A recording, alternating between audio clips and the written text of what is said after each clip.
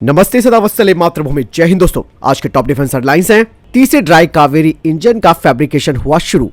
DRDO के द्वारा विकसित 120 mm cannon launch missile programme समूह ने सभी परीक्षण सफलतापूर्वक पूरे कर लिए हैं और अब ये उत्पादन के लिए तैयार है। पहला परीक्षण 22 सितंबर 2020 को अर्जुन से किया गया था और इसका एक्चुअल जो फायरिंग टेस्ट था वो 4 अगस्त 2022 को हुआ था। भारत ने कतर के साथ की $78 अरब की डील। ये समझौता 20 सालों के लिए हुआ है। भारत कतर से साल 2048 तक लिक्विफाइड नेचुरल गैस खरीदेगा। इस समझौते के तहत कतर भारत को हर साल 7.5 मिलियन टन गैस निर्यात करेगा। भारत ग्रीस से मिराज 2000 फाइटर जेट्स खरीद सकता है। भारत में अवैध प्रवेश करते हुए पकड़ी गई नाव, ये नाव कुवैत से मुंबई तक पहुंची। रशियन रोसबोरन एक्सपोर्ट ने उन अटकलों को खारिज किया है जिसके तहत पश्चिमी मीडिया ने कहा था कि S-400 एयर डिफेंस सिस्टम की भारत को डिलीवरी लेट होगी। रशिया की तरफ से कहा गया कि कॉन्ट्रैक्ट सही तरीके से चल रहा है। ब्रह्मोस एरोस्पेस के मैनेजर और मार्केट प्रमोशन हेड ने कहा कि ब्रह्मोस नेक्स्ट जनरेशन का डेवलपमेंट सही से चल रहा है और इस नई मिसाइल का प्रोटोटाइप की जो पहली फ्लाइट है वो 2025 में आयोजित की जाएगी। म्यूनिशन इंडिया लिमिटेड ने $225 मिलियन का कॉन्ट्रैक्ट किया है सऊदी अरेबिया के साथ, जिसके तहत Bharat artillery ammunition Saudi Arabia को करेगा। कहा जा रहा है कि 1000 round royal Saudi land forces को सप्लाई किए जाएंगे। चलिए बढ़ते पहले डिफेंस अपडेट की तरफ। दोस्तों, रक्षा मंत्रालय अब उस प्रपोजल पर विचार कर रहा है जिसके तहत 10,000 करोड़ रुपए के तहत करीबन 6 मिड एयर रिफ्यूलर्स खरीदे जाएंगे जो कि प्री ऑन्ड एयरक्राफ्ट होंगे और उन्हें कन्वर्ट किया जाएगा मिड एयर रिफ्यूलर्स में। इसके अलावा अधिकारियों ने कहा कि 6,000 करोड़ रुपए की लागत से 3 आई स्टार एयरक्राफ्ट की भी खरीद की जाएगी और ये खरीद अब एडवांस स्टेज में है। अगले हफ्ते इसके लिए मंजूरी मिल सकती है और इसके तहत ये जो 3 एयरक्राफ्ट होंगे उन्हें ग्लोबल टेंडर के हिसाब से खरीदा जाएगा। इनमें स्वदेशी सेंसर टेक्नोलॉजीज और सिस्टम इंटीग्रेट किए जाएंगे।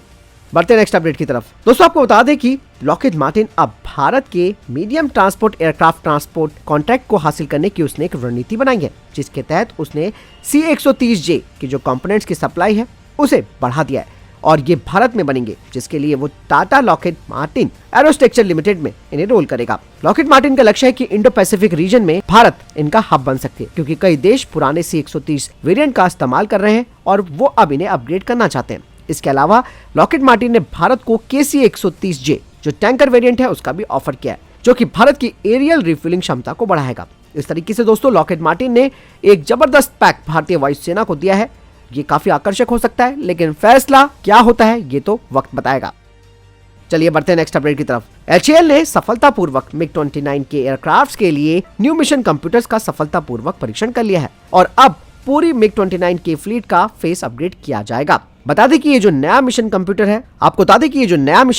है वो भारतीय हथियार सिस्टम को अनुमति देगा, जैसे कि Astra MK1, Rudram 1 anti radiation missile, DRDO 100 300 kilometre range वाली medium range naval antiship missile, जो कि भारत की एयर डिफेंस क्षमता को बढ़ाएगी और भारत विदेशी टेक्नोलॉजी पर अपनी निर्भरता को कम कर पाएगा।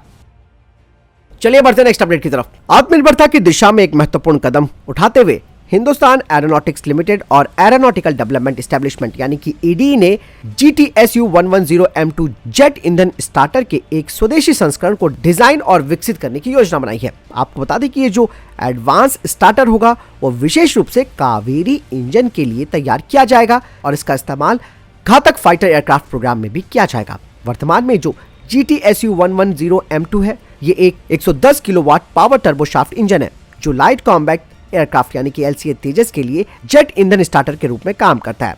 HAL और EDE के बीच ये सहयोग भारत को एक स्तर और ऊपर लेकर जाएगा। कावेरी इंजन जो कि एक शक्तिशाली रूप से तैयार किया जा रहा स्वदेशी इंजन है जो कि घातक लड़ाकू विमानों को एक नई ऊंचाई तक ले जाएगा। HAL और EDE के द्वारा विकसित किया जा रहा अनुकूलित जेट ईंधन स्टार्टर एक महत्वपूर्ण आवश्यकता को पूरा करेगा। आपको बता दें कि इसके कई फायदे मिलेंगे, जैसे कि उन्नत क्षमताएं। नए स्टार्टर में पहले की तुलना में कई सुधार किए जाएंगे।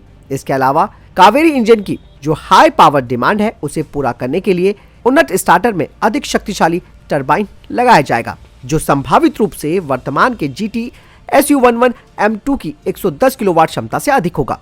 इसके अलावा इसका डिजाइन बेहतर ईंधन खपत और कम उत्सर्जन के लिए अनुकूलित किया जाएगा जो कि घातक प्रोग्राम के लिए स्थिरता प्रदान करेगा, यानी इसकी रिलायबिलिटी भी बढ़ी हुई होगी, यानी कि अलग अलग पर्यावरणीय और ऑपरेशनल परिस्थितियों के तहत ये भरोसेमंद रूप से ऑपरेट किया जा सकेगा। चलिए बढ़ते हैं नेक्स्ट अपडेट की तरफ।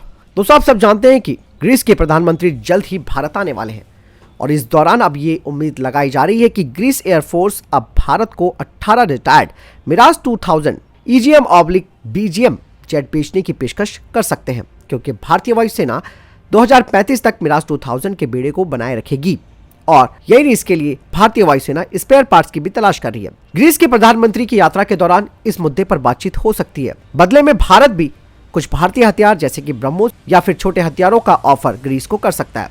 आपको मैं बता दूं कि ग्रीस का जो नया मिराज 2000 5 MK2 है, इसकी पेशकश भारत को हो सकती है, जिसे पिछले साल काफी मॉडर्न बनाया गया है।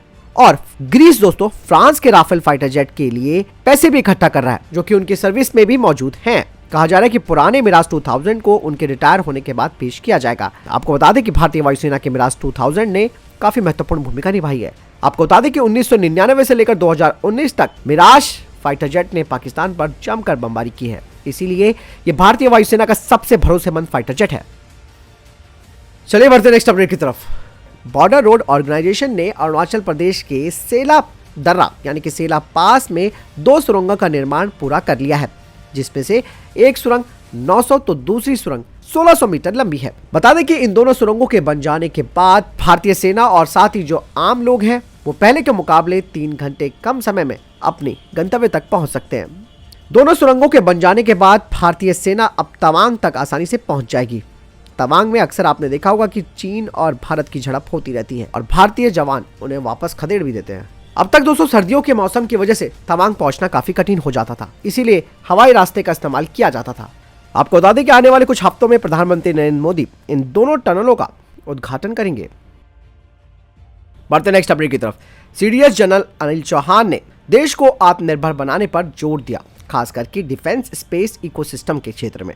उन्होंने अपील की है और कहा कि लोग मल्टी सेंसर सैटेलाइट्स और ग्राउंड स्टेशनों के मजबूत नेटवर्क को विकसित करने में भागीदार बने, ताकि भारतीय सेना की खुफिया और निगरानी क्षमता को और ज्यादा बढ़ाया जा सके।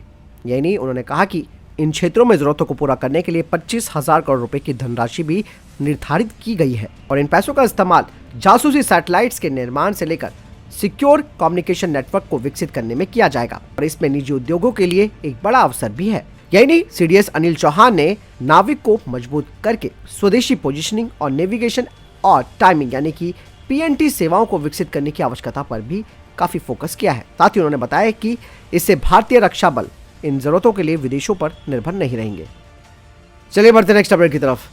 मुंबई पुलिस ने गेटवे ऑफ इंडिया के पास एक नौका को पकड़ा है, जिसमें 3 लोग जो सवार थे उन्हें गिरफ्तार कर लिया गया है। दोस्तों ये एक बड़ी बात इसलिए भी है कि किस तरीके से इतनी बड़ी सुरक्षा में सेंधमारी लगी है कि ये 3 लोग अवैध रूप से भारत में प्रवेश कर गए। हालांकि जिस नाव से ये भारत पहुंचे हैं उसमें कोई संदिग्ध सामान नहीं मिला है। ये तीनों ही आरोपी तमिलनाडु के निवासी हैं और पुलिस ने इनके खिलाफ मामला दर्ज कर दिया है।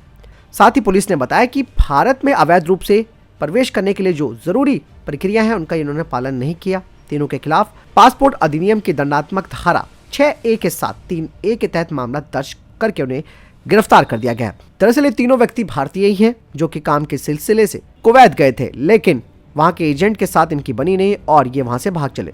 लेकिन दोस्तों इस घटना के बाद सुरक्षा की चिंता बढ़ गई है, क्योंकि 2008 की अगर आपको बात याद होगी तो आतंकी हमला करने वाले 10 पाकिस्तानी भी ऐसे ही समुद्री रास्ते से मुंबई दाखिल हुए थे। हालांकि जैसे कि ये लोग तीनों अवैध रूप से भारत में एंटर कर गए हैं, इनको गिरफ्तार करके जेल भेज दिया है, तो दूसरी तरफ सीमा हैदर को अभी भी भारत ने शरण दे रखी है। बाकायदा इसने भी वही काम किया है जो इन तीनों लोगों ने किया, लेकिन ये तीनों भारतीय हैं, तब जाकर इन्हें जेल में बंद कर दिया गया। लेकिन इस पाकिस्तानी महिला को अभी तक खुले में छोड़ा हुआ है। ये भी कहीं ना कहीं दोस्तों एक लापरवाही का मामला है। भले ही उसकी इंटेंशन कुछ भी हो, उसे भी जेल में डाल देना चाहिए था। वैसे आपको इस बात पे क्या लगता है मुझे कमेंट सेक्शन में लिखकर जरूर बताइएगा, क्योंकि इस तरीके के मामलों में दोस्तों कोई कोताही नहीं बरतनी चाहिए। चलिए बढ़ते नेक्स्ट अपडेट की तरफ। आप सब जानते हैं कि मालदीव के साथ भारत की टेंशन बराबर बनी हुई है और मालदीव ने यह कहा था कि चाइना का जो रिसर्च वेसल है श्यांग यांग होंग, वो भले ही मालदीव में रुकेगा लेकिन वो किसी भी तरीके का सर्वेक्षण नहीं करेगा। लेकिन इस बात की पोल खुद चाइना की तरफ से खोल दी गई है और उन्होंने कहा कि उनका जो ये रिसर्च वेसल है वो अब मालदीव पहुंचेगा और यहाँ आकर वो समुद्री शोध करेगा। दरअसल चीन के विदेश मंत्रालय के प्रवक्ता ने बताया कि चाइना के वैज्ञानिक केवल शांतिपूर्ण उद्देश्यों के लिए वैज्ञानिक शोध करना चाहते हैं और साथ में वो समुद्री कानून और संयुक्त राष्ट्र के प्रावधानों और यूनाइटेड नेशन के प्रावधानों का पालन भी कर रहे हैं। लेकिन चाइना का कहना कुछ और होता है और करना कुछ और होता है। वो हिंद महासागर की जासूसी करेगा ताकि उसकी पनडुब्बियों के लिए यहाँ पर प्रॉपर रास्ता मिल सके। इसके अलावा ये भारत की जो लॉन्चिंग साइट्स हैं उनका भी ये डाटा एकत्रित करेगा। तो चाइना की बातों पर भरोसा नहीं किया जा सकता, लेकिन मालदीव ने जो काम किया है वो एक धोखे से कम नहीं है। फिलहाल आपको क्या लगता है कमेंट सेक्शन में लिखकर जरूर बताइएगा। तो फिलहाल ये था अभी तक के टॉप डिफेंस अपडेट्स। वीडियो के सामने कोई प्रश्न जवाब है, आपको कोई सवाल है, कमेंट सेक्शन में लिखकर जरूर पूछ सकते हैं। मिलता है वीडियो के साथ। चैनल जरूर सब्सक्राइब कीजिएगा, कमेंट भी कीजिएगा। जय हिंद, वंदे मातरम।